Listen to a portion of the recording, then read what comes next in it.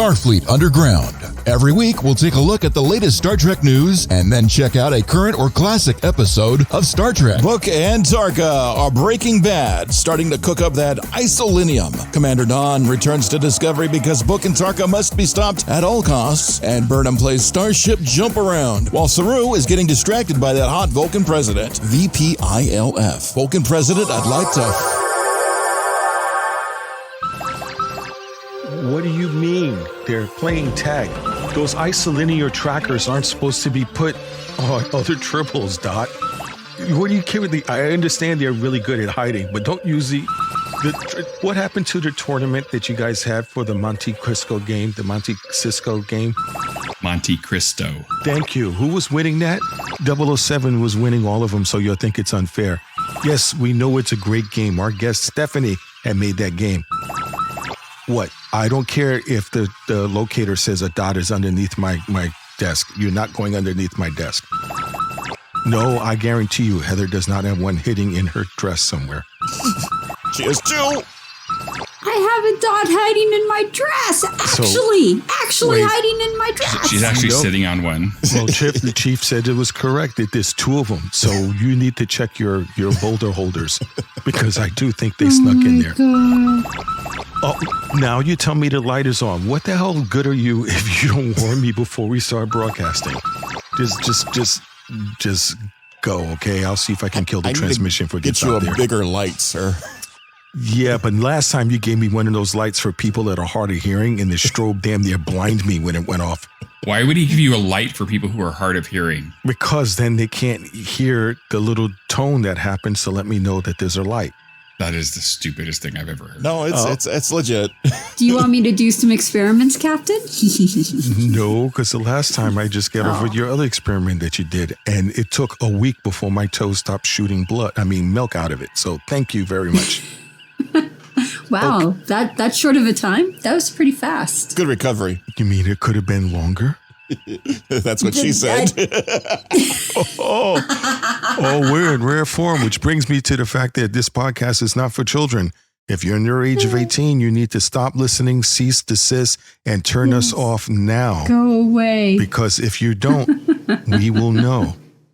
And I'll send one of the triples to you, the one that's been acting really kind of horny lately. So I'll send him there. Okay, we're going to get ready to get started. We have a full crew complement today. My name, of course, is Nathan Adams. As you could tell, my voice is a little off for some reason. I don't understand why or how come. And I kept spitting out what I think is triple fur. I don't know what they're doing when I'm asleep or why I'm sleeping so hard. And it better be triple fur and not any of the crew trying to teabag their captain, or else I'm going to be highly upset and get people transferred and fired. It was Heather. It was totally. It wasn't me. Excuse me. Heather doesn't have the equipment to teabag, so there's that. Yeah, so there. She'll come up with something. She'll totally come up with something. She's a science officer. I did not surgically. No, I'm just kidding. Oh, please don't. I don't even want to think about, doesn't this prosthetic look real? Oh my God. She could teabag you if she sits on your face backwards and hit you with her boobs. Oh my God. As I stated, this is not a podcast for children. Why are they furry? Not for children. Oh, okay. So we have our full crew complement today. I'm going to start off with our wonderful, I would normally say wonderful science officer, but if I find out she's actually doing those things, I have to readjust my comments. Science officer Heather. Hi, I'm Heather Ferris. I'm the science officer. And Captain, tell the Tribbles that my lab coat is not a hiding spot. They cannot go hiding in my freaking lab coat. That makes sense. They're hiding in the upper breast pockets and they look like they are hiding in your boobs. So okay, thank God. I was going to freak out. Like, how did you not know that two Tribbles were there? Okay, I will relay the message. And we have our outstanding computer guy who keeps us all correct and on target here is my number one. Hey, I'm Patrick. I'm number one, the computer guy and the foreign species liaison. And I want to also, before I introduce him, compliment because the test run we did, the ship actually got to warp 9.99, which I am just really impressed. So We have our chief. It's a fast ship. It's plenty fast for the old man. Wrong movie? It's a lot fast. Wrong movie? Sorry, wrong genre. Go, caballero, be belay. We did the Kessel Run like nothing, man. I mean, come on. Hi, everybody. I'm Rocky, and I'm the engineer of the show and the ship, and I've seen that Wars movie. What? The Star Wars movie. I thought he said he's seen horrors movies. Like, what? Well, I've seen that too. I got that one on replay. The Star Horse? That was the one that you had the main character was Princess Come On, I Want to Leia. Oh my Classic. God. Gosh. Rocky, how many times have I told you Pornhub is not a channel? It is a channel. It's not the channel that the kids are getting, that's for sure. And Han Solo has a whole different motif going on. So here's that. Oh, God. Well, so does Chewbacca. Oh, my God. What movie was... Oh, it was a Kevin Smith movie where they were making, like... I think it was a Kevin Smith movie where they did, like, Star Balls or something. It was... Oh, Spaceballs. And, well, no. That was Spaceballs was Mel Brooks. Mel Brooks, yeah. No, I'm talking about... They made, like, a skit in one of the Kevin Smith movies, and it was Okay. hilarious because I think R2-D2 had a set of balls. I could be mixing things, but yeah, it was crazy. Well, so thank you for being a great engineer. Your tastes in movies might be dubious at best, but they are entertaining, so it's not often you hear 007 talk about nice software. So that's good. Also a classic, Short Circuit. That's a good one, sir. Yes, it is. I'm keep hearing that they want to do a remake, and I'm glad it gets killed because that's one that should not be remade. They can't remake. That was so perfect the way they did that one. It really was. I really wanted a Johnny 5 back in the day. So we're going to let everybody know that our show is being brought to you by Section 31. As well as our Patreon users. So thank you so much for helping us keep our tribbles neutered, sending them on trips, and also to offset some of the cost here because that was one of the deals we had with Starfleet because our stuff isn't exactly kid-friendly. We have to offshoot some of our bandwidth in cheap space in order to pay for it. So there's the awesomeness right there. Yeah, one of the Admiral's kids stumbled upon our podcast, and we got a write-up because of it. Yeah, because he thought it would be a good idea to teach their dot how to chase after people with dueling dildos. So that wasn't really fun. No. Especially when the Admiral was bent over to pick something up. Did you mention they were spinning? Yeah. Oh, my God. That's not what I've heard about the Admiral. I heard that he liked that. So it was, and unfortunately, he turned around and go, "What the was that?" Just and when his mouth was open, Dot hit him right down the throat with it. It got the double. Oh, so yeah. So that's why he was so pissed. He was spit roasted. Yeah, pretty much. That was a whole new thing to spit take. Talk about dirty dots. Yeah, it was not good. So, number one, what do you got for us for corrections? Were we flawless again last week or what? Let me check subspace here. Yeah, flawless. Outstanding. Now, for all the information that you can look for in the galaxy, north, east, west, or south, is Heather with her section of the news. Okay, this week, my news is Patrick Stewart in Picard won't continue the role after season 3 of the series. And because of that, the announcement has come that the series will officially end after the 3rd season. Aw. I know, right? I was reading an article and they were trying to think of different ways they could keep the season going without having Patrick Stewart there. Can you guys think of any way that they could do that? Just keep following the story without Patrick Stewart there? Put a younger Gollum, make him into a younger Gollum. Oh, I like that idea. Get, what's his name, Tom? Ooh, that's a good idea. The one who played him in Nemesis. Yeah. Yeah. That's a really good idea. Tom Hardy. I like that one. But Tom Hardy didn't like playing that role. From what I read. Really? Why not? I don't remember. I'm going to go in and get into a fist fight. Why didn't you like playing Star Trek? What the hell's wrong with you? Why aren't you happy about that movie? Everyone else is. What is your major malfunction? Exactly. The article, and you can find the article on Red Shirts Always Die. They were saying that one of the ways that you can continue this, you could continue Picard without Picard, is if Patrick Stewart had married Beverly Crusher, and then they had Beverly Crusher come in as Dr. Picard because she had his last name. I like that. That's a good idea, actually. That's actually, Right? I would watch that. I would totally watch that. If you guys want to read the article, check the show notes below. The link should be in there. Talking about a loophole, technically Right? it still would be a Picard. Right, exactly. Or maybe they had a kid at some point. Yeah, a new Picard, the next generation. Ooh, that would be cool. And then have that actor who played Tom play him. No. Yeah, he didn't like it, apparently. I don't know. Kidding. That was actually an idea of a book they had, Yesterday's Sun, which was a Star Trek TOS novel. You remember when they went to Library of Atos, when Bones and Spock went back in the beginning of the world, where there was this ice age and there was this one woman there. And because it was when Vulcan was still savaged, Spock saw to get the horny toad and been with the woman. And of course, Bones got all jealous. But what probably the book was about is that they had somehow did the deed when they were there. And when they left to go back to present, that somehow Spock had a son with this woman. And Spock was going to go back and try to rescue him. Cool. And that was a book they had called Yesterday's Sun. But Very cool. That sounds really interesting on those ideas. And how about you, number one? What do you got for us news-wise? Well, some big news. So Oh, it's about me. No, that would be small news. The word came down that the crew of Chris Pine, Zachary Quinto, Zoe Saldana, Carl Urban, John Cho, and Simon Pegg are coming back for a new Star Trek movie. What?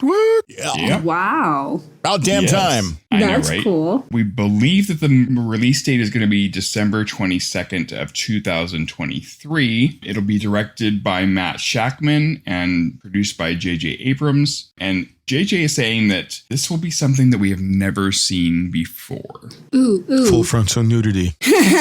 So no Khan. I mean, Chris no Pine's whales. pretty good looking dude. No so. God needs a starship. God does need a starship. So, do we get to review new Star Trek movies as well as new Star Trek shows? Yeah, we can. I don't see why not. Yay! I mean, we're not called Star Trek Shows Underground or Star Trek TV series Underground. We do the whole fleet. Yeah, we can do that. And as soon as the Admiral's able to talk again, I'll tell him that's what we're going to do. Well, he doesn't need to talk to be able to be told that. Well, that's true. Yeah, I just want to he hear his just- response. He could type it out. Just send an email. Yeah. Okay. Do an electronic signature. That would work. And you, Rocky, what do you got? Oh, wow. So first off, I want to express concern for the Twitters out there. I don't know what's wrong with Twitter, but sometimes people on Twitter just get a little cranky. Sometimes they get a little aggressive. Sometimes they fight with each other. I just want to tell everyone The to hell you say? just sit back, relax, and hug once in a while. I mean, come on, guys.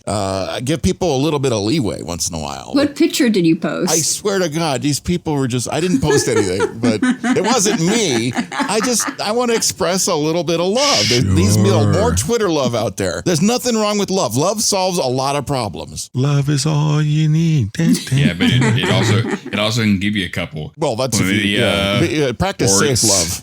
Safe love is a good idea. Well, like they say, sometimes, even though someone loves you from afar, sometimes you just need love with skin on it. So, also, what was it? Was it Trek Central? Was the guys that were taken down? One of the popular Trek news sites was taken down. I heard about that. Because they apparently posted something from one of the public Paramount press conferences, and they DMCA'd their ass so quick. I've seen how quick the machine reacts. Because we posted a picture of something once on Instagram and boom, it was done. I'm like, wow, what happened there? So you said it was a public news conference. Yeah, it was a news conference for, what do they call them? Stock supporters or whatever, one of those kinds of conferences. Anyway, they posted imagery from the Strange New Worlds. And apparently it wasn't supposed to be out yet because somebody got upset and said, kill them all. And they were knocked out. They came back. Fortunately, they were allowed to come back because they should have been. There's no legal reason why they should have been knocked down in the first place. And I think this over-aggressive anti-post technology needs to go fuck itself. But yeah, so that's not even my actual news story. That was just something I saw on Twitter this week. It just really pissed me off. Well, that Paramount's got a bunch of lawyers in the sub-basement with no lights on, and they go down there, flip the floodlights on, and they're like slee slacks. And you know what? It's it's like any publicity is good publicity, right? Well, no, it still pisses people off. When we did the preview session for, I think it was Discovery in November, they had each of our names on the screen. So that way, if we stole any of the images or anything, then they would have like, who did it? That's different. That's the actual episode. I mean, that's the whole friggin' thing. They were doing a press conference. Now, if you're doing a press conference, it's fair fucking game. It's like, hello, there's no NDAs signed anywhere. You're letting anybody watch this thing. It's stupid and annoying. And I just think PR departments need to get their shit together because they're not in lockstep. I understand having a plan and wanting to execute a plan in a certain order because these shows are coming out in certain orders because Picard's right around the corner. We shouldn't be talking about Strange New Worlds just yet, but people still love Strange New Worlds and want to see it too. So I can see where from the fan point of view, it's like, hey, wait a minute, we want to know about this. And them to lock it down like a sledgehammer is just completely irresponsible, on their part. Well, Paramount is aware of how inventive and intuitive that a lot of the sci-fi people are, because they'll put a clip on or picture on that somebody might put on before they did. And you go to somebody's house and it looks like a crime scene markup. There's arrows pointing to this. Oh yeah, no, I to that. like circles, strange. The shot on the lower decks with Mariner looking at all the possibilities of somebody's dating a salt monster. Exactly. But and the other thing is maybe they posted a spoiler inadvertently. Maybe it was an inside trailer that wasn't supposed to go out to people, but they just had to show it because it was so good. I don't know the reasons behind it all. I can only theorize. But anyway, it's strange and annoying. My actual news this week was the first wave of the Playmates Star Trek Prodigy dolls are coming out. Going to be out in the fall, and each member of the main cast will get a figure: Doll, Gwen, Jankum Pog, Zero, and Hologram Janeway. Now, Hologram Janeway we don't have any images of yet, but we do have images of the other ones. And Rock Talk is going to be coming early next year. No images of Rock Talk yet. So they're holding out a little bit on these. Rock Talk has to wait a long time again? I really don't like it either. What is up with Rock Talk and waiting? I think they only have so much room to put molds in because they got to make toys for other people too. Don't not make just Trekkies. Rock Talk wait. It's not cool. It's totally not cool. You got me excited for a second because first you said this Playmate coming out, and I thought you was going to say Miss July or Miss May, and then you said Gwen. This is getting better. Gwen could be a Playmate, from Lower Decks. It's like, oh, okay, it's still exciting. It's still cool. Hugh Hefner is not coming out as one of the characters. I'm telling you, there was strange old guy with the robe running through the deck of the ship. Actually, and then with a toy, you can open the robe. No, I'm dumb. Never mind. Actually, he is, but he's going to be the warden of a Playboy mansion, and the bunnies are going to be exploding bunnies like from Discovery. So if you get past that, they're going to be hopping at you and exploding left and right. Gross. Exploding. I guess someone did something right. Yeah. Yikes. So there's no news on whether or not we get to see action figures made of the antagonists. So no Diviner and no Dreadnought, which, I think we need to have a little bit of fair balance because you're getting all these other ones. For Dreadnought, all you need is a head now. Exactly. you just sell the head model and you can get the body as a bonus later. Patrick, that's the adult version. Yeah, Patrick, if it comes out, I'm going to send you to it because you're great at getting head. So you'll get that for us. October this year, look for the store shelves. And also I had a note that said spring 2023. Also in the future, Prodigy ships, vehicles, and role-play toys. That was like, what? What's that mean? What? They'll be available later in 2023. Cool. Really? With multiple angles and openings for your pleasure. I wonder if they have Gwen's metal thing as like handcuffs. Oh, that could be fun. Going to bind you to that. Oh. Yeah. Okay. Before my mind goes elsewhere, is anything else on the news? Nope. Okay. My news section is a little bit happy, even though it's already went by. Unfortunately, by the time this airs, it'll be too late. But you can always wish him a Valentine's Day? happy birthday. No, it's actually on February 16th, 1957. Our most favorite engineer, other than Chief here, was born. LeVar Burton was born. Yay. Back in February 16th, 2020.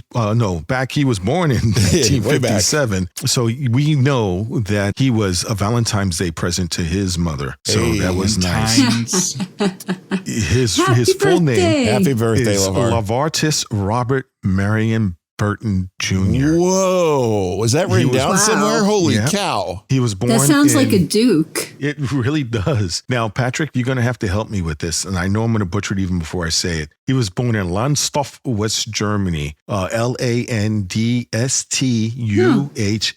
Okay. His mom was an English teacher and his dad was a photographer for the U.S. Army Signal Corps. And that's how he wound up being on foreign shores and everything. And then eventually they moved to Sacramento, as the GPS would say, California, and raised them. So it was pretty good. A little bit of background, and for others you that don't really are into that. He was raised Catholic, and he actually wanted to enter the seminary and become a priest. And at 17, he saw some things which I can understand what he would have saw, and decided that his passion was in acting, and so he left and became actor, and has been a blessing to all of us when it comes to Reading Rainbow, and as well as his roles on Star Trek, and of course as Kunta Kinte in Roots. So happy birthday. If you're listening to us, I'm sure you'll send us a cease and desist because we're doing all kinds of crazy shit. But it was a really, really good month. It's a cease and desist with love. Yeah, totally. Oh, that's true. We love what you guys are doing. Stop it. Yeah, really. Really, stop it. He'll do it Just nicely. It's like, you guys, behave yourself. Don't do this, and I'll send you all an autograph visor. And then the lawyers, you can't do that. A picture over the autograph visor, still can't do that. An autograph. Okay, that you can do. So thank everybody for joining us on the show. This has been a really good review on the Wait, we're not done? Don't end it yet. What did you put in the coffee, Doc? Yes, I didn't make the coffee this time. Who hit the skip button? Somebody hit a skip button somewhere. It's not the energy. We didn't even start it yet. I'm going to have to start making my own coffee. Okay. Wait, Dot, where the fuck were we? Heather was about to do the recap. It wasn't Patrick. Patrick was last week. He's going to be next week. So Heather's is... Okay, I got it. All right. Now we're going to the recap of the show, which is going to be done by our science officer. Get the fuck out now. I'm glad Doc's keeping track of all that. Somebody has to. Aye, Captain. So this week we watched Star Trek Discovery Season 4, Episode 9, Rubicon. This is where Michael and Book go to their first Rubik's Cube convention together. It first aired February 17th, 2022. Teaser. Guess who's back? Back again. Nahn is back. Tell a friend. Nahn is back. Nahn is back. Nahn is back. Nahn is back. Okay, so we Disclaimer, begin. we are not a singing show. We are totally. We can't sing worth crap. I wonder how many songs she has in her recap this week. Not all of them, just that one. We begin with an episode of Breaking Bad as Book and Tarka mix dangerous chemicals inside a mobile home.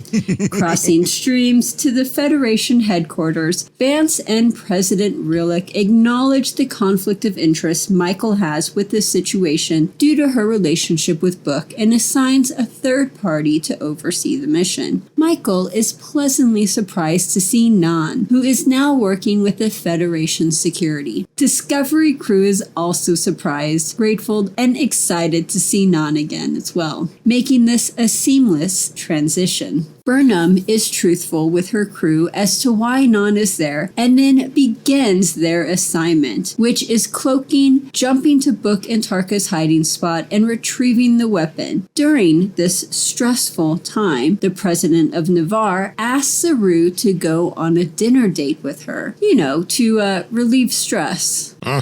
Nahn is back. Nahn is back. Nahn is You back. notice that somebody must have complained about her being able to do her oral presentations because they got rid of the mouth gear. So that was pretty cool. The mouthpiece.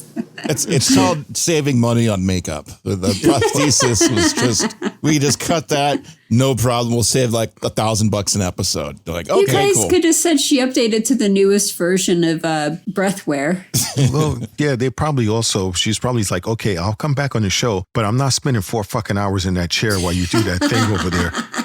It's like, we'll just put a little dots behind it and said it's new and improved. That'll work. And your eyes come back to normal. Yeah. Okay. Yeah. So we can do that. But it was nice to see her because I always thought was a badass. And I guess her race is people who are stickler for details and doing things right no matter what. Yeah, and being loyal. And I'm glad they carried that forward. Yeah. Yeah. So this is the first time we've seen Nahn since the episode Die Trying, which was season 3, episode 5. Yep, with the seed ship, right? Yep. Yeah, where she was left on the ship. They left her on there. Yeah, well, apparently she got, after she left the ship, she got her breathing upgrades and maybe took a peek at her family. Yeah, that didn't go very well. No, like they said, a lot of times you go out and you come back home from being away missions and things like that. They said you can never fully go back home again. So she went back home with this realized idea of what it used to be, and things are different. But now, was she back in time too? Was it the 1,000 years of difference too with her? Yeah, it was 1,000 years of difference. So they didn't really know who she was, and she couldn't say, "Hey, I'm from 1,000 years in the past." Yeah, what are you, crazy?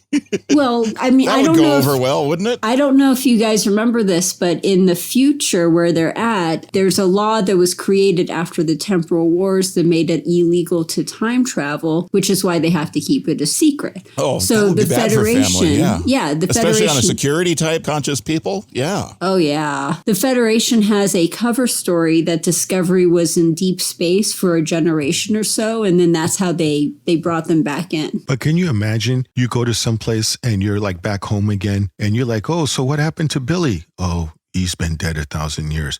What about John? Oh, he's dead also. It's more like someone opens up their family tree and they're like, oh, is that who that person is? You're way down there. Why aren't you up here with the rest of it? Whoa, wow. It's like dead. Nana's whole face gone. Uncle Porgy gone.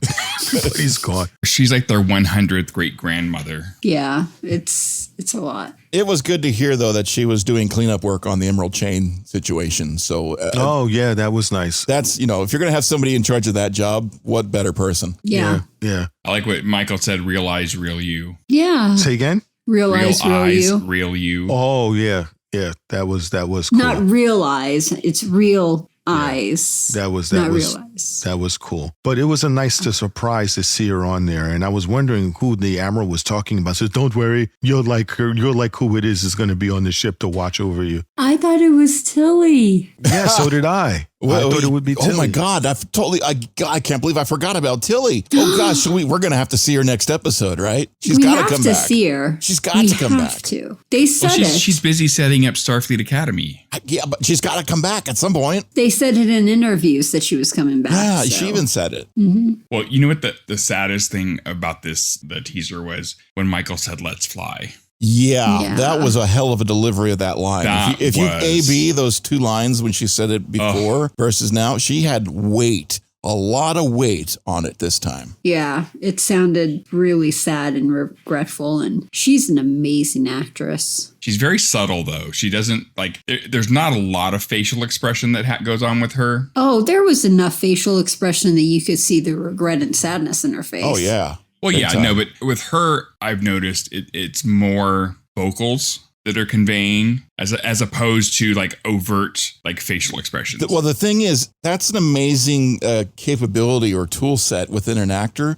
Most actors grow up and learn how to act on the stage. And when you're acting on the stage, the people in the back row have to see your expression. So you are literally larger than life. Now you stick a person like that who's used to acting on the stage, put them in front of a camera and whoa, hold it. Too much. Calm down. Yeah. So it's incredibly subtle acting when you do it in front of camera, and especially on close-ups. And I wanted to call out the close-ups on this segment where she's talking with Nahn, because they both had beautiful close-ups. These images were gorgeous and detailed. And it might be that I just got my glasses refreshed, but it could also be that it looked really, really good for some reason, that it just stood out to me. Hey, they did. I noticed that you're not wrong on that, because I noticed that even with Prodigy as well as Discovery, they've bumped up somehow with the resolution scan rate or something. Something did, because it looks good. Really good. It looks really good. It does. I was going to say your glasses were wrong, Rocky, because you missed all the syphilitic blisters on their lips. Whoa. What show are you watching? It was... Now, the thing is, what I thought that, again, my credit to Sonequa is that when she knew she had to go and confront Book, and like you stated, the let's fly, it's like you could see and sense from her emotion that this is not something that she really wants to do, but she has to, that this is duty, burden for her. It really is a responsibility. You said duty. Yeah.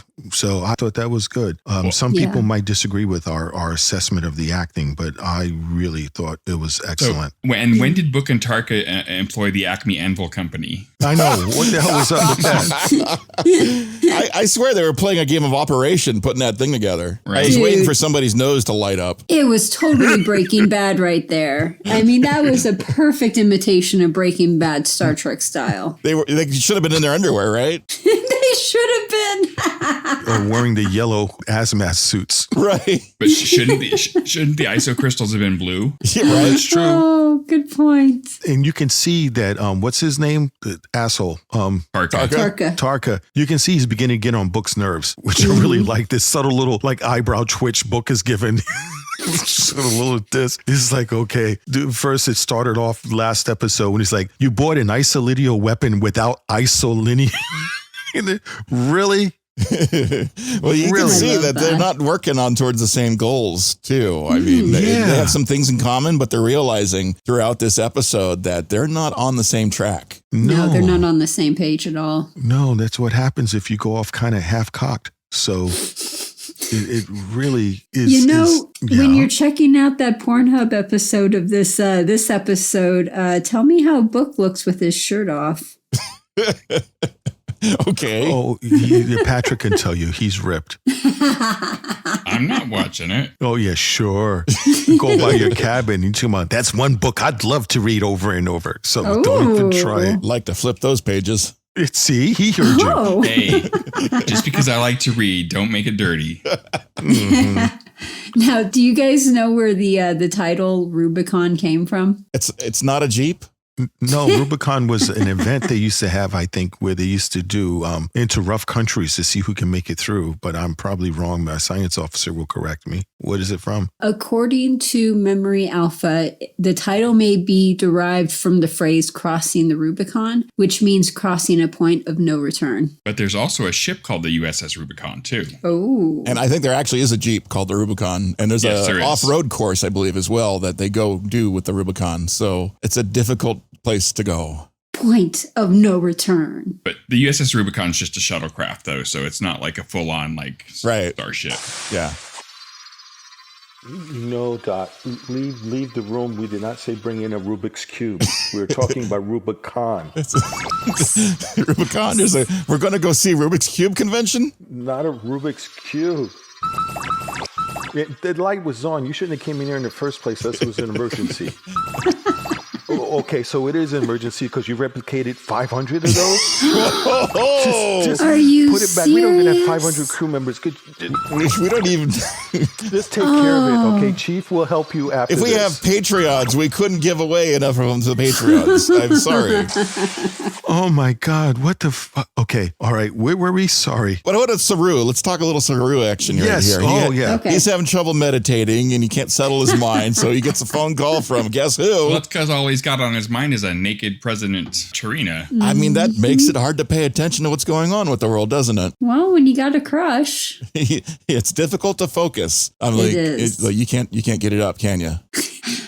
Well, at least she was willing to help him relieve his stress for, a personal dinner. Yeah, just to have a little bite to eat, have a little nibble. Just nibble on this a little. Yeah, a little taste. I think that's really awesome. You get somebody is stressed and they know that, really good nookie will calm you out. Or a walk. She as did a mention friend. walking. Well, the walk could lead to that if you're in a secluded area. Depends where you're walking to, I guess. Well, that's true. Just make sure you're not walking in L.A. Walking in L.A. Walking in L.A. Oh. Missing persons? Totally not okay. a singing 1980s. podcast. Not a singing podcast. I had to mention that I tried to type in T'Rina. It typed Risa to Risa. So I think subliminally my iPad even knew that Saru wanted to get it on. Bow chicka wow. He wanted the Horgon. Well, that's in the next section, though, when I think he looks for advice, which I thought was pretty cool. It's in the last section. The last section. Okay, I thought that was pretty cool. But I mean, of all things going through Saru's head, he's got to worry about this giant DMA killing everybody. He's got his homeboy Sakal freaking out about stuff, and you can't go help him out. And you got Book. I mean, his friend Book is having this Tarka thing going on, and suddenly there's a hot Vulcan into him. Talk about stuff that'll stress you out and really distract you. Yeah, the dude has a lot on his plate right now. He needs a little stress relief. Now, you know what got me excited in this act here is that Discovery had a cloak. Right? That was the next section, wasn't it? That was cool. Yeah, we're totally doing next section, but that was so cool. It was in the next section? Yeah, it's right at the beginning of the next section. So cool. Oh, damn. Okay, It was so cool. How about the bridge crew, though? They were talking. There's a lot of gossip going on. Everyone's got an opinion about Book and Tarka doing their thing and, what's going to happen in the book and all this and that. And they're all talking about this. And because that is so work right there. Like everyone gossiping and talking about what's going on. That's right. Hot goss. And that's like the cooler kind of talk. But water cooler talk. But they've got opinions and they're arguing, and at the same time, it's the mission they're talking about. It's like you can't have arguments about the mission, right? You've got to follow your orders. Well, isn't that what Saru said? That's exactly what he said. Yeah. Doesn't matter how you feel about what Book did. You have your orders. Yeah, and it comes up again later in the episode. So it's kind of one of these things that's just like, whoa! I wasn't expecting to see them being gossip like that because they don't normally do it. We don't normally see them gossiping about things. But it is real life, like Heather was saying, and whatnot. And I do like seeing the actors being used to do things like this. The bridge crew, I like seeing them in action because we don't get a lot of them all the time. It's great to see them being used on screen. It makes it more real. So that's a good thing. I really like that we're seeing more of Rice and Bryce. Is that right? Because I feel like they rhyme. So I feel like I'm screwing it up. Yeah, it's Reese. Reese and Bryce. Reese and Bryce. Okay. I like we're seeing more of their characters. San Francisco treat. That's Rice-A-Roni, sir. Can't be. Oh, that's what it is? Rice-A-Roni. Rice-A-Roni. Okay. Yeah, sorry. I'm very familiar with it. Okay. Stupid. Come on, let's get started to the next section so we can talk about cloaking. Aye, Captain. Moving on to Act 1, Tarka's Trap. Discovery arrives at the rogue planet and tries to gain access to Book's ship. However, Tarka added a deadly alarm system that almost kills Saru, Colbert, Reese, and Bryce. Luckily, Discovery saves them just in the nick of time. Book calls Michael to make sure everyone survived and is safe and sound before jumping away. Discovery follows. This is the first time in a long time that I sat in front of the viewing screen when that shuttle was caught and it was disintegrating, that I was like, what the fuck? Because you don't know if they're actually going to kill people this time because they wanted to up the stakes. They wouldn't kill Saru and Colbert. I mean, they might kill Reese and Bryce. Yeah, that's very dangerous. And that's another thing about not using the bridge crew enough. They start using them and all of a sudden, he's gone, kill him. He's a red shirt. Did you guys know what that black matter was? Because it took me a couple times to figure out what is that black stuff that's on the ship. What was it? Thing on jizz? That was gnarly. Was it the living ice? Was it the living ice from the first? No, he took programmable matter and made it like deadly. Yeah, it was very effective. I've got to hand it to Tarka. He's a genius. He's a super genius. He's really fucking evil sometimes. And this was something he just literally threw together. I was like, dude, seriously? You just threw that together and didn't ask any permission and it's going to be deadly right off the bat? What the fuck, dude? He's like Brain and Pinky in the Brain. What if Book's mother came over to visit unannounced and all of a sudden, what? She's dead. That's it. It's like, they'll be dead before I get to unprogram the thing. Not even like turn the program on to turn it off. I can't even. Yeah, it's so deadly. Dude, that's a fucking dangerous thing to be doing. Mm-hmm. I mean, it was really upsetting me. I mean, I know Tarka is the bad, a bad guy generally, but he really pissed me off. It's this kind of technology and attitude toward it that will turn Google into Skynet in the future and they'll kill us all. Are we crossing streams? It's like you're doing something illegal. So you take a loaded gun and point it to the front door and whoever walks through the front door gets shot in the face. Yeah. And you don't tell the boss, by the way. And you don't tell the person whose house it is. This is your ship. shit. did Yeah, that. this is your spaceship. And oh, by the way, that was completely evil and mean and unnecessary as far as I was concerned. Horrible. I think that's when you started saying books like eyebrow twitch, like what the captain was saying. Yeah, he's starting to realize who am I fucking aligned with over here? Yeah, that's the whole thing. It's like, wait, you did this shit and you didn't talk to me about it? Well, Yeah. It's like, oh, you fucking asshole. But the cloaking ships looked really cool. Yeah, And they did.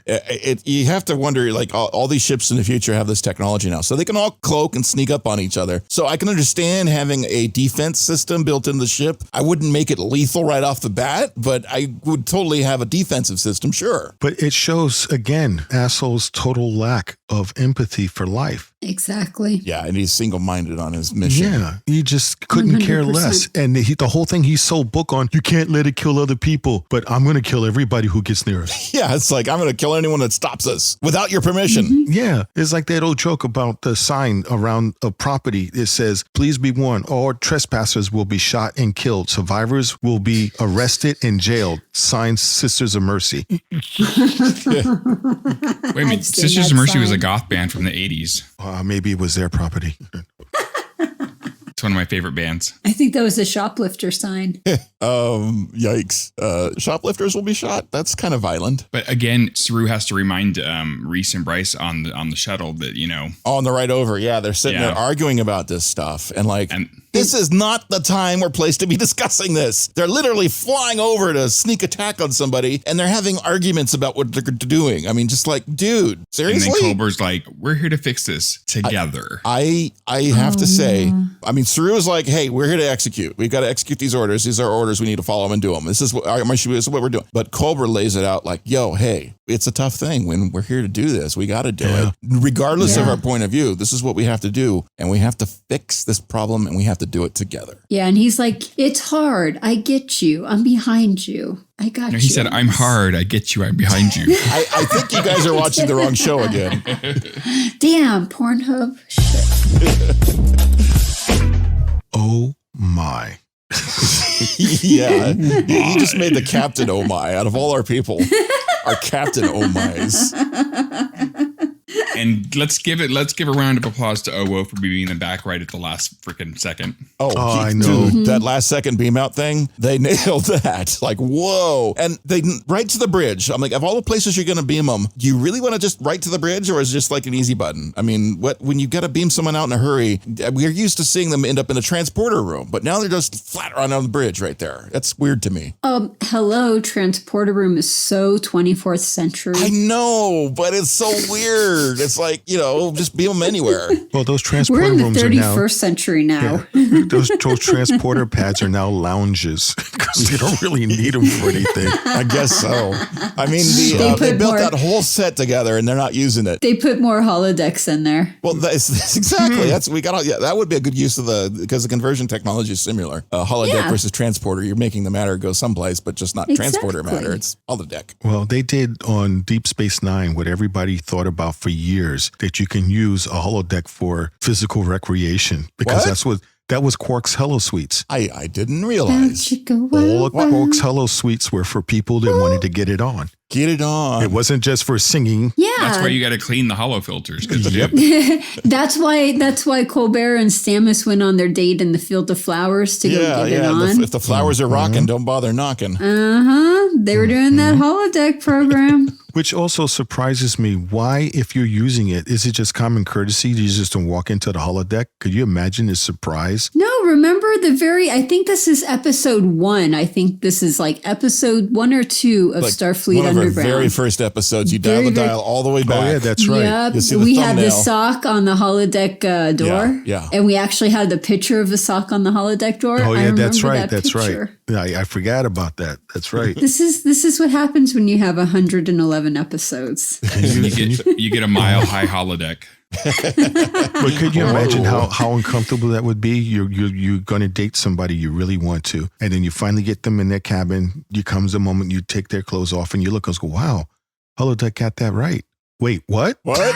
Oh. You said that out loud? Oh, shit. Wait, what? You programmed me the holo? What? What program are you using? I want to see this. Talk about a mood killer. Seriously. Yeah. That would not be good. No. But yeah, it was definitely weird. I like like we were stating, I like the cloaking effect and how they're sneaking up on the ship. But the whole thing is, again, Book's face is like, dude, you almost fucking killed my friends. Totally. Yeah. So? Yeah. So, yeah, whatever. That's what he was. He didn't even say like my bad or anything. Yeah, he wasn't apologetic or I nothing. can't turn this off. No, Tarka's reaction was more like, duh.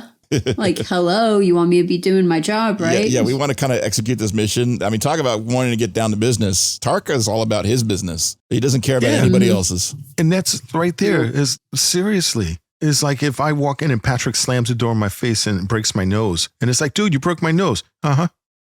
Airlock. Oh, you coming in or what? It's like, Airlock. seriously. Well, you shouldn't have taken so long to come in. See, there you go. That's Tarka right there. Are you related to him? I wonder. You talk about that symbol on your head was when you leaned the pen on it for too long. How do I know? You're not really one of those guys. You never know. I wanted to call out the scene just before they get on the shuttle to go launch over. They come into the ready room and they're talking with Burnham, and they bring Nahn in and they bring Culber into it, and they say, hey, we got the security field and this shuttle's going to launch and this and that. And Nahn's like, you shouldn't be leading this. And Burnham's like, I know Subaru's going to lead this and that. And they start talking about the mission in detail. And then when they're planning it out, I'm like, it felt like Ocean's 11, but without seeing the reenactments of the pre-visualizations of how they're going to break into the big safe.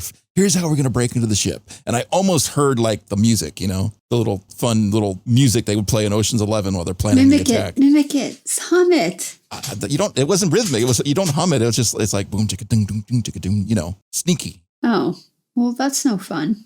Well, maybe I hummed it wrong. They were full of the sneakiness. Maybe I hummed it wrong. But it felt like, you know, the big, you know, we're going to do the big thing and here's the plan. It felt like that moment to me. Okay, I guess we can go to the next section unless anybody got anything else juicy to say. Nope. Okay. Aye, Captain. Heather. Act 2. Let's play a game. As soon as they arrive at the DMA, the search begins. Both ships spend time cloaked and searching for the controller until Book's ship almost crashes into Discovery. After playing a dangerous version of tag, Joanne Owashikun finds the controller and Michael places Discovery directly in between Book and the controller, playing keep away for as long as possible. Playing keep away. Yeah, basically, it was playing keep away. They were playing games against each other. They were like doing the sensor distraction thing, right? But this is the section when Michael asks Stamet to figure out how much boronite is left in this area for the, you know, so they can determine how long the DMA will be there so that she can use that as a bargaining chip. I love his answer. And it's like, is there any other acceptable answer other than yes? I love no. that. Then yes. Yes. We're working on it faster. I You know, love that quote. that was really funny. He's come a long way from being like a really super asshole-y about it. I mean, honestly, it's a pretty big of a dick move because obviously he'd be working as fast as possible in this situation because it's the galaxy is at stake here. We've got to find the answer to this question as fast as possible. It's not like he's taking a break or something. Can you get it any faster? Can you do it in like 5 minutes? No. Like, okay, fine. But yeah, get it quick. I'm like, yeah, sure, whatever. It's like, we got an emergency, Chief. Could you make sure you put more power to the shields? Yes, sir. Hold on. Let me get my coffee first. Yeah. Let me get my coffee I'll first. put that in my calendar. I'll do that on Tuesday. Replicator, could I get a peanut butter and jelly sandwich?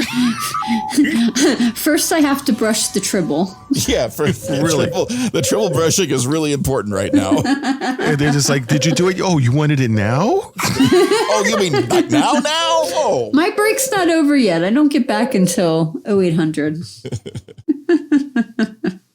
And then speaking of quotes, another quote that was really good was Nahn, where Nahn was saying, we can't keep playing this cat and mouse game forever. Even Nahn, like, recognized that they were playing games. Like, the whole act was them playing games. It was really some kind of weird kinky foreplay, but with starships and phasers, you know? Well, first it was hide and seek because they were cloaked. Then it was tag. And then Nahn was like cat and mouse. You remember my trick? I remember my trick. Do you remember how to get out of my trick? Yes, I do. I remember this trick too. They're playing. They're not doing, they're not getting it done. It was a high tech silent run deep. Yeah. And it wasn't, honestly, I think Nahn's missions failed at this point because their mission is to go stop them at all costs. Like every cost, like doesn't matter what cost, we have to stop them. And she's there to make sure that Michael does it and they're playing. It's like, we just launched the torpedo already. Oh, we don't know about the torpedo yet, do we? Next section. Yeah. But that's her mission. Her mission is to make sure the mission is executed as efficiently as possible. And I'm sorry, this isn't happening. It's not being done. At the same time, it's Tarka's mission to get his thing done as quickly as possible. And it's not happening because he's with Book, who happens to know this other people that are playing games with them. So even on his side of the thing, it's not helping. So basically, I should have titled it Clusterfuck. It really did turn out to be a clusterfuck. And again, you have Book is realizing more and more, this guy's a fucking madman asshole. Mm-hmm. And he's like, he brings up, this is the 10 years of my life. And, I'm trying to go back home. And then of course, Book is like, dude, I don't even have a home. So you realize these people are definitely not on the same page. No, they're not even in the same book. Yeah. And one of the guys even named Book. I know. It's like that thing I bring up all the time about how you get somebody who's narcissistic and they go out and says, how was your date last night? It was horrible. At the restaurant we were, the gunfire broke out and my date was like, I'm shot, I'm hurt, I'm bleeding. Take me to the hospital. All about themselves. I'm dying. Me. Not about the blood on my shirt or I'm going to have to still pay for the dinner with no chance of getting anything. They're just going, hey, look at the hole. It hurts.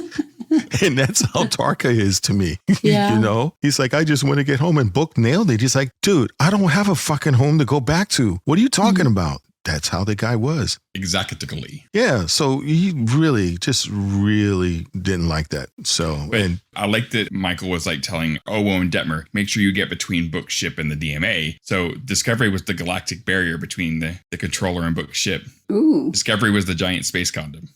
Hey, there you go. Oh, that's funny. That is pretty funny.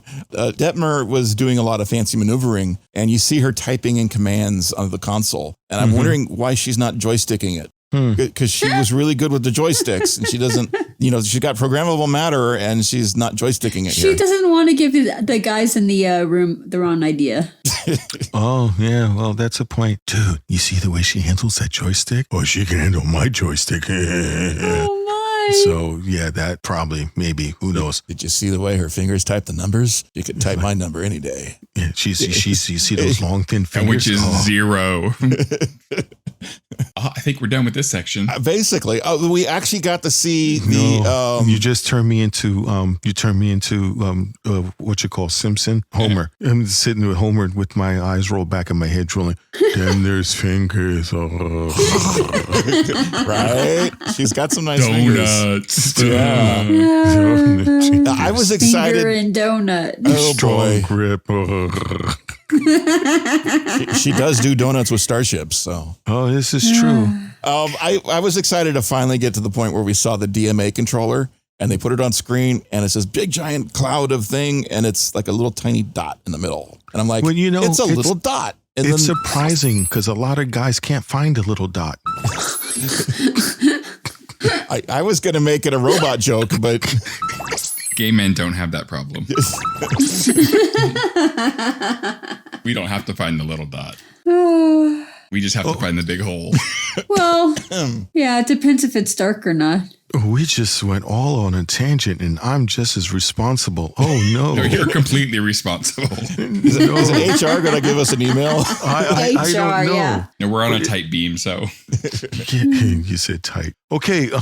Next section. Yeah. Let's go to the next section.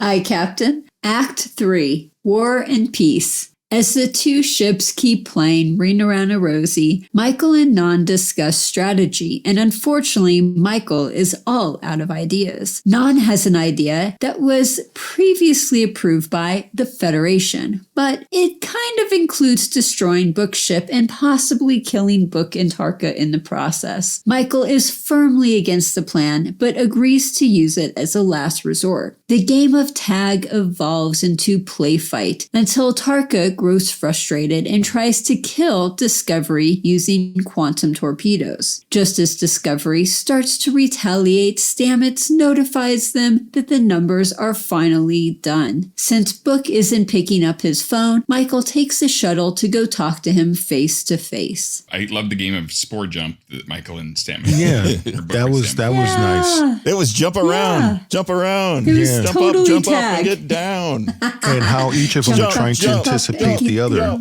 Jump. So It was like Mario and Luigi with the mushrooms, yeah, jumping around with mushrooms. I thought it would look really cool, and it's an interesting starship battle technique. But how do you jump exactly to the front of the next place the other one jumped to without seeing where it landed in the first place? And they did it in a row multiple times. I'm trying to figure that one out. because they're just that good. I guess so. Or they had some sensor thing that they could do, but it took too long to explain it. They were both plugged into the mycelial network, so they probably had a sense of where the other one was within the mycelial network. There we go.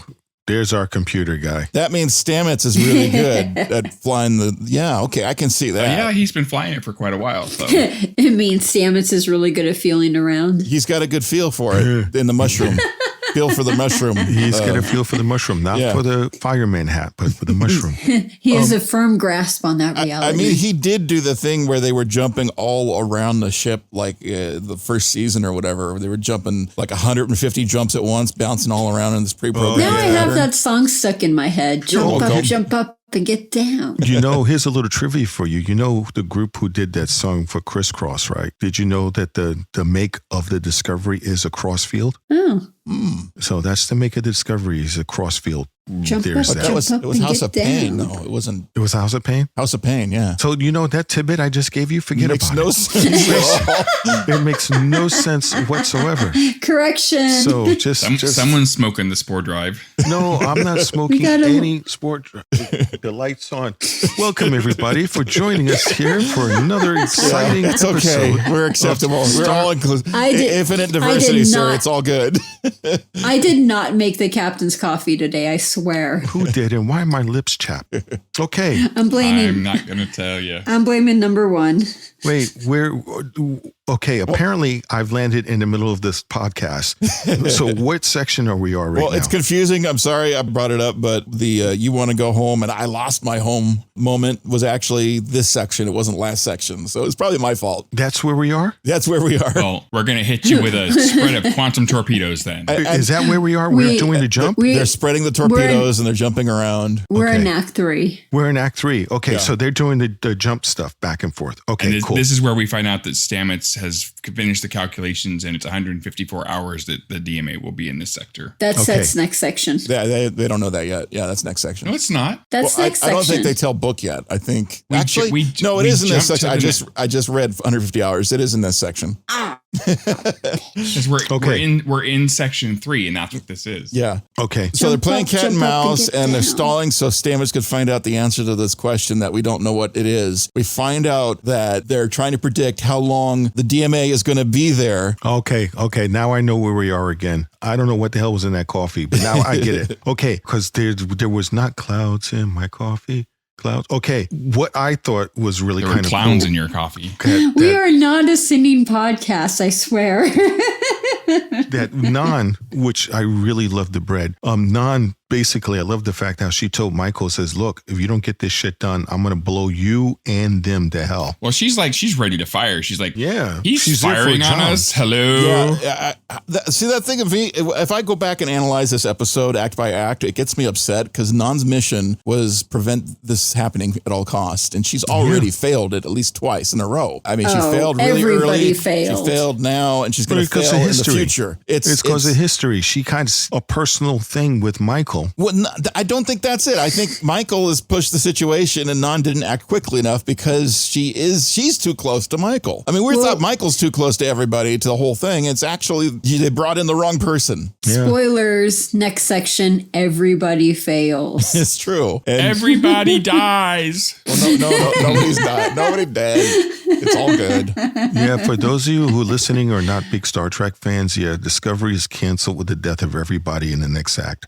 So everybody's gone. So you can stop listening to the podcast right now because we're done. Yikes. And if you don't believe us, then continue listening. But so Book and Michael are in this battle against each other, and Tarka's like, I've had enough of this shit. And he slams the console so hard. I'm like, dude, you can't just slam a console like that. Nope. But apparently he hit the easy button because it just launched a full spread like right away. Yeah, but, just like you It don't was mic the drop. big red button. I swear that's what he must have hit the easy button because it literally launched a bunch of torpedoes right away. I'm like, there's a button that does that. And that's when Nahn's like, he's firing at us. Let's, Yeah, hello, we're getting shot at here. They make the button really big because they figured if you need it, you're going to be in a panic mode anyway. I thought it was for geriatric captains. They can't see it real well. For you. No, No, my for button Picard, isn't- right? Yeah, for Picard or something like that. So, but that was really fucked up again. And Book looked at him and was like, what the fuck? You just fired on the ship. Yeah, but I need to go home. So It's like, where is your home? The mirror universe? Jesus. Yeah, you realize he's definitely worth the wrong person. And yeah. And the other thing is they're saying, look, if we give this information, they find out about the 150 hours. If we give this information to Book, he's a logical dude. He's going to like say, hey, this is cool. And he's going to calm him back down. But they don't realize he's got a madman with him. And that's making me shout at the screen. It's like, yeah, you found the right logical guy to reason with. It's the wrong dude in the situation. You need to talk to both of them because you still got a madman there ready with that easy button to blow everything up. Doesn't care. That's what you get on somebody who's definitely just all about themselves, no matter what. Well, it would have been good if Book locked his console with a password, but Thank you. Yeah, that's even another fingerprint thing. lock. Yeah. He's got or so much facial recognition. So much security on this kind of a starship, and the custom controls are custom to you. They probably were before Tarka slipped in the spore drive, because who knows what Tarka did to the spore drive before he put it in the console. That's true. Why have a console there that an angry 5-year-old can come by and just finger fuck everything? I mean, Dude, on this ship, he's got a cat. The cat's going to jump on the console all the time. He tries to jump he's going to self-destruct the ship. How many times have we heard, don't give your console Wi-Fi password to people you don't know or trust? Thank you. I can just imagine, Book is there. Okay, this long meeting. All right, my shields are down. Your shields are down. So now we can go ahead and peace. No! Destroy his ship, and now we're in war again. Because fucking, stepped on the fire button. That's a good thing. That's probably Next the reason. section, by the way. That's the reason they sent Grudge back to Burnham. Yeah, they sent Grudge. Thank you, because Yeah. Grudge would have walked across the console. Yeah. And everything else. So All the safeties are off. They had to cat-proof it. It didn't Tarka-proof it, though. No, they didn't. This was a really interesting section to see the cat and mouse and everything. But now we get to the point where everybody who's listening to the podcast to find out how Discovery gets canceled because everybody dies. So I guess we can go to the next section now.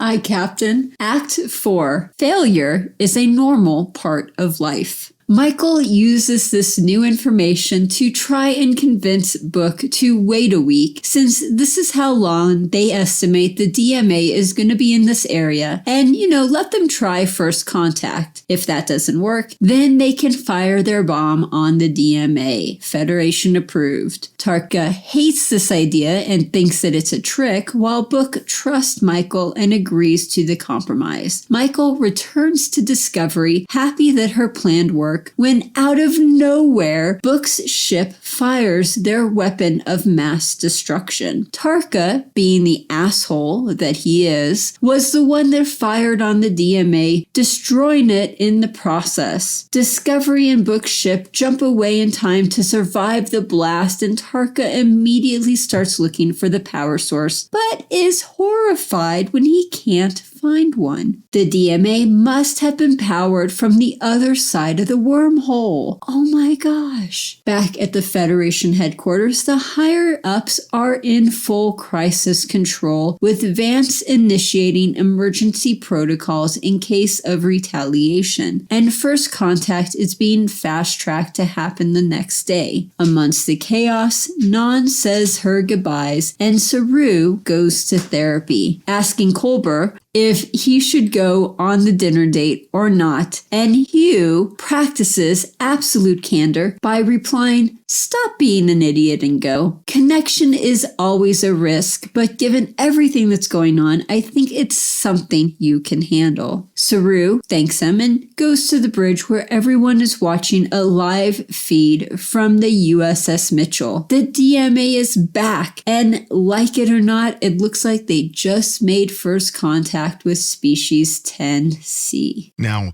this part, again, I have a lot of mixed emotions for this section. One, Tarka is a fucking asshole, and the fact that he shot it made me angry, but the fact that he couldn't find what he's looking for made me cheer. Because it's like, see, Dick, you're not the smartest one in the room.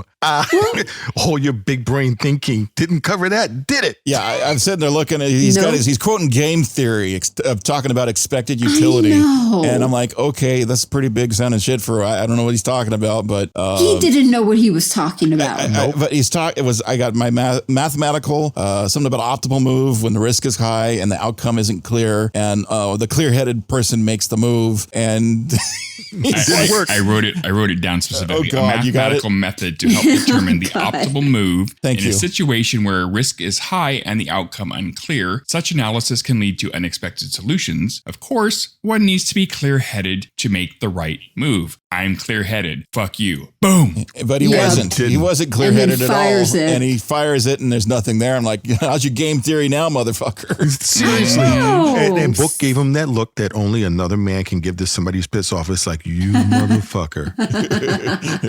You went through all that shit, and it's all fucked up. Thanks a lot. He failed. He went through all that shit and he still failed. And he's like, Mr. Narcissist, I'm the best. Everything is, the way I say it is. And it's like, you failed, motherfucker. And now they're basically Galaxy's Most Wanted. Yep. Yeah. Because they're using illegal weapons and everything. They're like, they just Thelma and Louise-d each other. Thank you. And if I was, I would leave that fucker floating in space somewhere like a popsicle.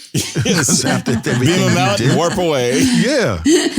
Book looks over at him and he's like, "Oh no, you are not my Thelma." Seriously, just book him out there and it says, "You're not Car Doggo. You'll freeze in no time. Bye." And just airlock. Hey, for anyone who doesn't know, Car Doggo is from Farscape. So it's just like, wow, he really pissed me off. And I'm surprised because I thought the repercussions coming down on Burnham would be a lot harsher than it was. They basically was like, you gave it your best shot. All right. Well, we haven't seen what the repercussions were. She hasn't met with Vance or Rillick, so we don't know. Oh, good point. And the other thing about this was Nahn as well. She failed her mission as well. Yeah. And you want to talk about what was the mathematical optimal move when the risk is high thing? Mm-hmm. You said it better than I did because you took all the words down. Mm-hmm. It's not just applying to Tarka. As far as I'm concerned, it's also applying to Burnham and Nahn's mission over here. Everyone Their mission failed. Is not to go make contact and stop them through talking. Their mission was to stop it at all costs. We need to stop these guys. And here's the mission. Stick a torpedo up their ass and they explode because they got the spore drive. That seriously was the name. Oh, geez. That seriously was the name of this act, was Everyone Fails. And I changed it because I wanted it to sound better. But yeah, everyone failed. Really, it is. They all fucked up. I'm yelling at the episode at this point of the show. I'm like, it was cool to see it go kaboom and then nothing there. You see, the Mr. Sciencey can't figure his shit out because he fucked it up. Yeah, that was the one part I cheered at and basically, I reverted to a 5-year-old. Stupid Ed. Didn't happen the way you said. Exactly. But they also you big realize duty head, you missed really. that. they realize at the end of it all, they actually just made first contact. And what did they do? DMA do? It just kind of showed another one up right there. Now, that's the thing. Are they showing another one to communicate, or they're showing another one that says, hey, who turned off the Roomba? Yeah, that's what I think. I think they just replaced the Roomba and put another one out. It's like, oh, do we have to restart this? Okay, no problem. Yeah, really. Have you tried turning the computer on and off again? Okay, we'll try that and turn it back on. Species 10C is going to be like the Borg or Species 8472. I mean, they're going to be that kind of like that level of. I totally think it has to be the species that they were talking about with the Omega particle or the Omega. Yeah. I think it's the Mega Man. That's who it is. It's Mega Man. You figured it out, Patrick. Charlton Heston?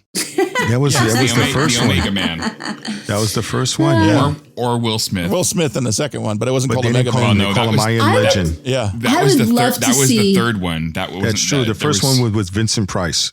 Oh, wow. And then there was one after that, and then there was Will Smith. Oh. Why isn't Will Smith in the Star Trek universe? He needs to be in the Star Trek universe. No, He wanted to be, but he totally does. he wanted to be. You know, I can just see him now with that thing blow up and goes, whoa, that's what I'm talking about. You know, so that would be interesting to see him do Will something Smith like that. to me falls in the category of De Niro and Tom Cruise, whereas They're too he big. can act, but he's always him. Well, there's a couple of examples we actually broke out of that. But most of the time, I will have to agree because 90% of his projects, it is him. However, there's times where he was not. And one of those was where he played the gay kid that tried to act like he was the son of Harry Belafonte and another person. He was a total different character and the way he played that. And the other way, when he did a really good job, I thought, as Muhammad Ali. But most of those roles, I agree, it's along the same venue as like Men in Black and whatnot. I haven't seen King Richard yet, which I heard he did a really good job with that. But I have to agree, there are a lot of actors out there who are just themselves. As much as I love Denzel, Denzel is himself in most of his movies. So I will agree. Some really good actors, but they're not character actors. No, not like. It's just like an archetype that they play. Not like Gary Oldman. I just in love with Gary Oldman. Every character he plays is so nuanced, is different that you can barely recognize Oldman. The same thing with John Lithgow. Old man. The same thing like with Lithgow. Third Rock from the Sun. Funny as hell. Yeah. You get him in Raising Cain. What an evil motherfucker. Dude, he's scary. Oh, yeah. His villain is freaky. Yeah. I didn't have dinner with him, but I had dinner at the restaurant that he was at when I was in New York. He was like, you had dinner in the same restaurant he was having dinner. You guys I had dinner with him. Well, that's true. Technically, that's true. He's like, I walked by his table, I had Lithgow stank all over me. You guys both went to Jack in the Box, and you know it. No, they don't have any Jack in the Boxes. We're in the Hell's Kitchen. You know, but it was definitely this episode, since we kind of leaped off the fray here, was a good episode. And it makes me wonder is how they're going to tie this up for the next one. I mean, they obviously they knocked on the door with that bomb and the DMA opened it. And now how is Book not going to be in jail for the rest of his life? Oh, how many episodes do we have left? 3? 4? Let me confirm. Stand by. Actually, we have 1, 2, 3, 4 episodes left before season 5. So there's 4 episodes left. So 4 episodes of interacting with the people who did the DMA. Yeah. And to find out how they're going to take it. You destroyed That's our the one Roomba. I'm Here's waiting the for. bill. That's what I'm waiting for. Apparently, they took it up the ass and they were fine. They give him Tarka. They sacrifice Tarka. He's the one that did it. Kill him. Leave the rest of us alone. I'm more excited about what's going to happen when 10C shows up and says, hey, we actually talk with you people. And I'm also excited about what happens with Saru and T'Rina. I want to see what kind For the next episode of Saru and T'Rina, go to Pornhub. I swear to God, they're going to cut to a scene and she's going to be bent over doggy style. And Saru's going to be pounding for all his worth. And that's going to be like, whoa, what did we just turn into here? Wait a minute. If he's going to do that, if he's going to do the fart wave behind him as he's As he's thrusting? Yeah. Yeah, you know what?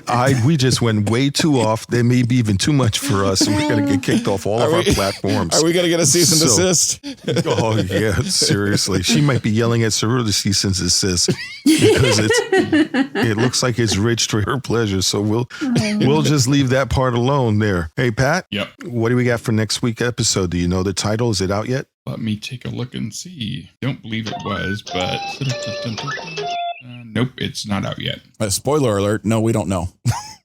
I haven't get a chance to see the after show, so I'm going to have to look at that later on. It's only in IMDb, it's only showing 2 more episodes. Really? The after show is good, by the way. Yeah, I haven't had a chance to see it. Something's wrong with my connection. The dots have been coming in and out of here for the last couple of days. I don't know what the hell they're doing. Those bastards. So who knows? One of them was up near the ceiling, and I got to check to see if he put a fucking camera up there because that one is a perv. I swear. You know? Watch out. We might be getting naked Captain pictures on Patreon. Oh, great. Is that what he's doing now?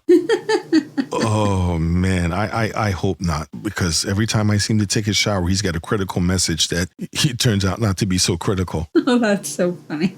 I'm in the shower and the doc comes in and it's like, get a critical message from Chief. What is it? Everything's normal. It's like the Chief does not tell me critical message. Oh, everything is normal. message. I tagged it I clicked the button by accident. I'm sorry about that, sir. You know? It's like, oh my God. Everything normal, urgent. They're right next to each other. I don't know why they put the software, the check marks urgent next to the everything normal message. It's just like the one that happened when we first got the ship, where Patrick put the ship on red alert because we're out of bread. We really did Red need bread, alarm. though.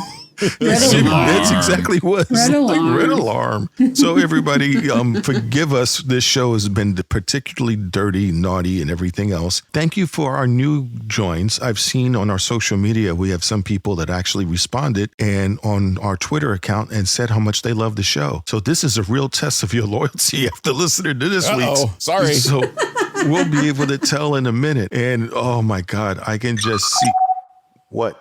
I told them that you go ahead and you sponsor the show. You have a message? For who? Okay. Heather, Section 30. Censored by Section 31. Still being on development, and Giorgio sends her regards. Oh, Captain, I might have to go on a dinner date soon. Yeah, the last time you guys went somewhere. Censored by Section 31. Okay, so thanks everybody. Make sure you bring your galactic barrier. Ribbed for her pleasure. She's got thin fingers also, so. Oh, God. You know what I'm wondering is since IMDb only shows 2 more episodes, the episode 11. Maybe it's a 2-parter. Which airs on the 2nd of March. Well, that's the first day that Picard comes back. So I'm wondering if they're going to wait. Because supposedly I thought we had an overlap that we were worried about. Yeah, I thought we had 3 episodes. Supposedly there's there's 3 episodes that are supposed to overlap. But according to IMDb, we only have 1. So I'm wondering, are they going to wait until like Picard's over to air the last 2 of Discovery? Or do we not have? That would be evil. Well, the stuff that I see here on the dates, one's supposed to hit on the 24th, then the other's March 3rd, then the other's March 10th, and then the other's March 17th. So they're not making them a 2-hour special or anything, but we'll see. So let's see what happens with that. First off, before we get ready to go, I want to thank the crew and all the people behind the scenes that keep us running, such as your Patreon, and also for the ones that join us on our premieres. Every time I listen, without fail, I'm just amazed how Rocky is able to make us sound reasonably intelligent. And if we don't sound intelligent, you have no idea how we sound before he actually did something. Yeah, he makes us sound good. Thank you, Rocky. So it's really awesome because my normal voice is like between Truman Capote and Ab Asner. So thank you. You mean Ed Asner? That's what I said. Didn't I? No. I didn't say that. If you don't enunciate, I can't do much about making you sound good. Did I mess up again? It's all good. All right. So despite the mishaps, because I have a feeling I must have split in and out of time here because the dots are fucking with me. But regardless of that, everyone, please, thank you for joining and make sure you have a great week. But not only have a great week, but make it so. Now, what the fuck is that camera up there, Doc? You mean it's not a camera? Why does it look like a camera? Oh, bullshit. I'm going to ask Heather, did she do the work It order? has a red blinking light. I'm going to ask Heather, did she put the work order for that camera up in the corner of my room? No. And it's not a security measure. Quote unquote. And why is that one above my bed? Yeah, 'cause no one wants to see that. Wait, I still hear them. What do you mean we're still broadcasting? Motherfucker. Goodbye, everybody. And if you can, support the show by going to patreon.com/Starfleet Underground. Lots of perks to choose from, and you might even like some of them. Starfleet Underground, beaming into a podcast feed near you. Log on to our website at starfleetunderground.com and send your comments and questions to thecollective@starfleetunderground.com. Follow us on Twitter at StarfleetUnderG and on Facebook and Instagram, we're Starfleet Underground.